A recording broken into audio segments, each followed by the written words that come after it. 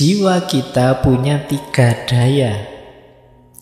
Yang pertama daya tumbuhan, yang kedua daya hewani, yang ketiga daya insani. Kalau ini banyak di pikiran-pikiran sebelumnya. Daya tumbuhan itu ya berhubungan dengan makan, minum, seks, tumbuh jadi besar, dan lain sebagainya. Kalau daya hewan itu daya mobilitas, ambisi, keinginan, cita-cita, target. Ingin ke sana, ingin ke sini, itu daya hewani. Kalau daya insani ada 2. Ada daya teoritis, ada daya praktis. Kalau daya praktis itu yang mengatur tubuh ini mau melakukan apa. Misalnya, aduh tenggorokannya kok gatel ya, wah ini saatnya minum berarti. Nah itu pikiran yang menyuruh minum, itu daya praktis namanya.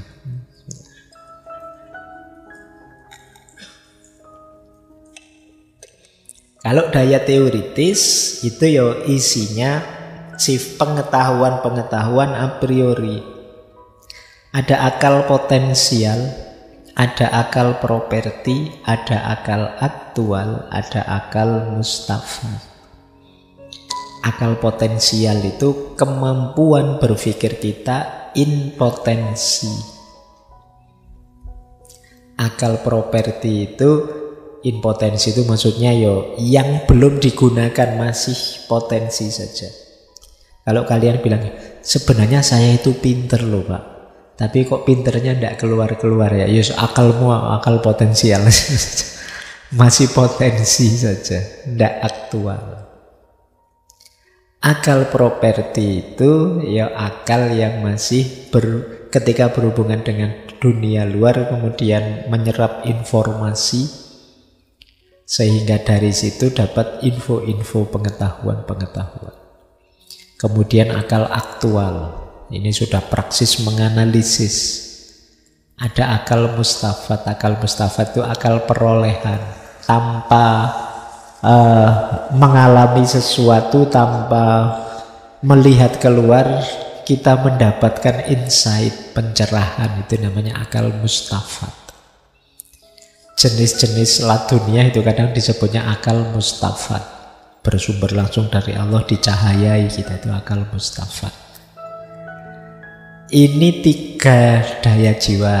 Jadi ada tumbuhan, ada hewan, ada insan. Berarti yang insani memang pencirinya manusia di berpikirnya. Kalau tumbuhan itu kalau orang pikirannya hanya kapan saya makan, bisa makan apa enggak, itu berarti jiwa kita yang lebih kuat daya tumbuhannya. Ada orang yang agresif, pokoknya kerja saja, ambisius, itu daya hewaninya kuat. Ada orang yang daya insaninya kuat. Nah kalau misalnya hari ini Pak, generasi hari ini itu loh Pak, disebutnya generasi rebahan misalnya. Nah rebahan itu kan yang geledak saja, tidur, nanti waktunya makan, waktunya minum, tidak pernah keluar rumah, begitu keluar sudah tingginya nambah, sudah. Nah, ini daya tumbuhannya kuat berarti. Ya, tidak apa-apa. Ya lumayan, paling tidak kan tumbuh jadi besar. Oke, jadi itu yang ada dalam diri kita. Ya masing-masing ada perannya, jangan dimatikan, tapi juga jangan berlebihan. Ya kita harus ngopenikan daya tumbuhan kita, ya kita harus makan, minum, kawin. Tapi jangan berlebihan. Kalau berlebihan akan balik merusak kita sendiri. Daya hewani juga begitu, jangan berlebihan. Bahkan daya insani pun jangan berlebihan. Hari ini kan terkenal sekali itu kan penyakit overthinking itu. Mentang-mentang manusia mikirnya dipol-pol sampai stres dewe. Iya. Kan tidak ada kok misalnya kok kambingmu apa ayammu, wah ayam saya jangan-jangan overthinking itu, bahkan tidak mungkin. Sejak tadi kok muter-muter di situ enggak. Yang bisa overthinking itu manusia tok. Karena dia bisa mikir. Nah, overthinking ya termasuk jenis berlebihan dalam berpikir. Makanya kalau mengikuti Imam Ghazali kan semuanya harus tengah-tengah. Tengah-tengahnya daya tumbuhan itu namanya iffah. Iffah itu mampu menjaga diri, menjaga kehormatan diri. Kalau orang hanya nyari duit saja, tidak peduli yang lain. Orang hanya mikir perutnya sendiri, itu kan kehormatannya akan jatuh. Maka yang pas saja, biar kamu masih terhormat di mata masyarakat. Makanya namanya iffah. Yang kedua daya hewani. Daya hewani itu ya orang memang harus punya cita-cita, harus punya keinginan, tapi jangan berlebihan ambisius. Tengah-tengahnya namanya saja'ah. Saja'ah itu keberanian untuk mewujudkan keinginan-keinginan baik, tapi jangan berlebihan. Kalau berlebihan ya daya hewaninya nanti bablas. Yang ketiga daya insani. Kalau daya insani yang berpikir tadi, tengah-tengahnya namanya hikmah. Jadi kalau hikmah itu ya pengetahuan yang manfaat, yang pas, yang cocok, yang sesuai untuk hidup kita. Pengetahuan yang tidak sekedar dikoleksi, tapi demi perbaikan kualitas diri. Itu namanya hikmah. Pak, saya sudah ngerti banyak ilmu tentang ini, tentang itu. Lah, tapi kok kamu kualitas hidupmu tidak meningkat? Tidak tahu ya Pak, ya berarti kamu kurang hikmah. Jadi pertama-tama dahulukan ilmu pengetahuan yang mengupgrade dirimu, kualitas hidupmu. Jangan misalnya tiap hari diskusi tentang kemiskinan tapi kamu sendiri miskin. Nah, manfaatkan dulu teorimu untuk kesejahteraan hidupmu, biar ilmunya berubah jadi hikmah. Oke, jangan sekarang yang ramai itu kan diskusi tentang moderasi beragama. Ya sebelum itu moderatkan dulu dirimu. Jangan sampai tiap hari berdiskusi moderasi, kamunya sendiri masih tidak moderat, masih ngamukan, masih keberagamaanmu masih tidak imbang. Ya moderatkan beragamamu. Nah, ini namanya hikmah. Jadi 3 daya dalam diri kita ini harusnya kita kelola dengan pas. Karena Allah memberi 3 daya itu tentu saja ada tujuan dan maksud serta manfaatnya demi pemenuhan amanat sebagai hambanya dan khalifahnya. Baik, kalau sudah bisa kita bereskan 3 daya tadi, ayo sekarang dicek jenis jiwa kita sudah ada di mana. Kalau menurut Imam Fakhrur Razi, ada nafas mutmainnah, ada nafas lawamah, ada nafas ammarah bisu. Jadi mutmainnah itu yang tenang, lawamah itu bergejolak, amarah bisu itu yang buruk, memerintahkan pada keburukan. Mutmainnah itu berarti jiwa yang sudah tenang karena sudah paham hakikat hidup ini dan hubungannya dengan Tuhan. Orang yang ada di level mutmainnah ini cirinya apa? Tidak takut, tidak menyesal. Kalau masih ada rasa takut, masih sering menyesal, ya namanya belum mutmainnah, masih lawamah, masih goncang. Ya memang tidak gampang untuk membangun jiwa yang tenang ini. Tapi ini kondisi jiwa paling ideal, yang satu-satunya yang nanti irji'i ila rabbiki radiyatan mardiyah. Itu jiwa yang mutmainnah ini. Kalau teman-teman sudah ada di sini, alhamdulillah. Ya, kalau belum, ya memang belum belum memulai perjalanan mungkin kalian. Ayo dimulai menuju mutmainnah ini. Sebagian besar kita mungkin ada di yang kedua, nafas yang lawamah. Masih bergejolak. Cirinya lawamah itu masih banyak penyesalan, meskipun setelah menyesal diulang lagi. Nyesel saya, Pak, kenapa kok kemarin nyontek ya? Ayo besok ujian ya nyontek nih. Kenapa kok saya bohong ya Pak? Nyesel saya Pak, kok tadi lihat video-video yang tidak pantas itu ya. Tapi besok ya kumat lagi, nonton lagi. Ini lawamah, masih bergejolak. Cirinya yaitu tadi, masih sering menyesal. Semoga tidak yang ketiga.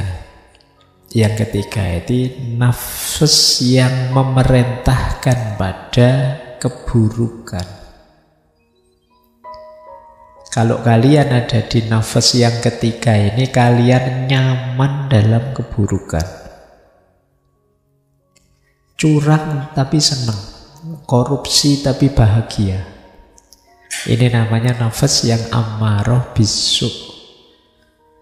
Jadi ngambil haknya orang tapi malah nyaman, santai. Membohongi orang malah ceria, senang. Wah, saya tadi Pak bikin hoax, ternyata banyak orang percaya Pak, yang like banyak, luar biasa. Ini jangan-jangan nafasmu ammaroh bisu, menyuruh pada keburukan. Eman-eman ya, kalau nyamannya pada keburukan ya nanti perbaikannya agak lama.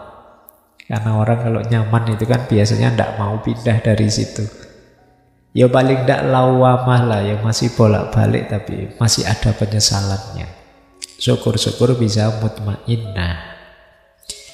Ini pikiran ini bisa kita temukan juga dalam Imam Ghazali, meskipun dengan variabel yang lebih banyak. Kalau di Imam Ghazali 4, kalau di Imam Nawawi Al-Bantani ada 7 jenis jiwa. Baik, kita lanjutkan. Nah, kalau ini tingkatannya, ini yang saya jelaskan, ini boleh dicek di kitab yang saya sebut tadi ya, nafas waruh wasyarah qawamuha. 3 tingkatan jiwa apa? Kalau ini ahwalnya, kalau tadi kan makomnya. Yaitu yang pertama as-sabikun atau al-muqarrabun. Ada jiwa level 2 ashabul maimanah, kadang disebut juga ashabul yamin, yaitu al-muqtasidun. Dan level paling rendah ashabus simal al-dholimun. Level paling tinggi level spiritual. Level kedua level moral. Level ketiga ya level rendah duniawi.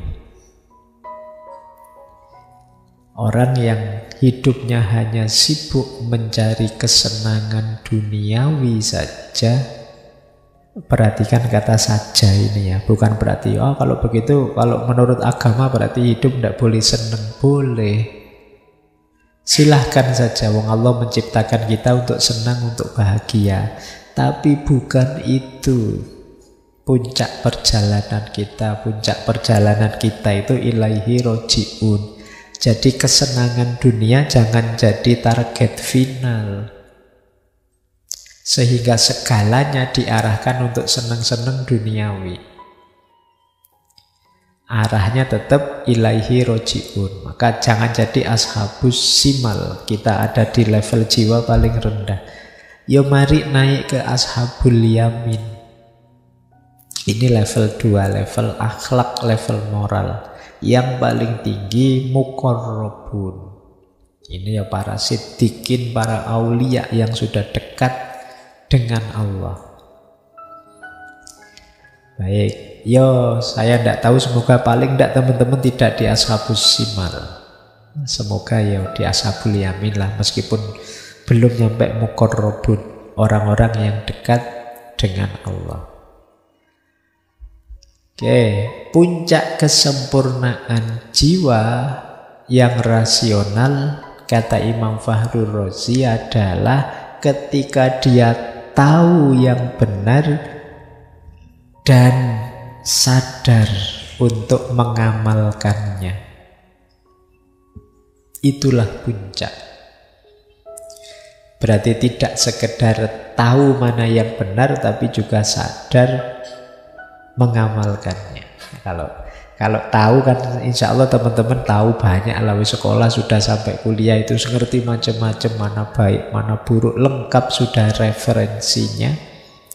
Tapi sadar menjalankannya ini yang mungkin masih belum. Saya tidak tahu, mungkin sekali-sekali teman-teman muhasabah introspeksi ya. Dari yang baik-baik yang saya tahu, berapa persen sih yang sudah saya laksanakan? Nanti akan kelihatan sejauh mana jiwa kita mengalami kesempurnaan. Tambah banyak prosentasenya, tambah utuh. Berarti kesempurnaan jiwa, ya meskipun manusia tidak mungkin perfect sempurna, tapi paling tidak menuju kesempurnaan. Inilah ideal yang ditetapkan oleh Imam Fakhrur Razi, bahwa anugerah paling besar dalam diri kita itu akal, rasio. Dia memuncak kondisi paling ideal ketika memahami kebaikan jadi pendorong kebaikan. Lahirnya amal baik.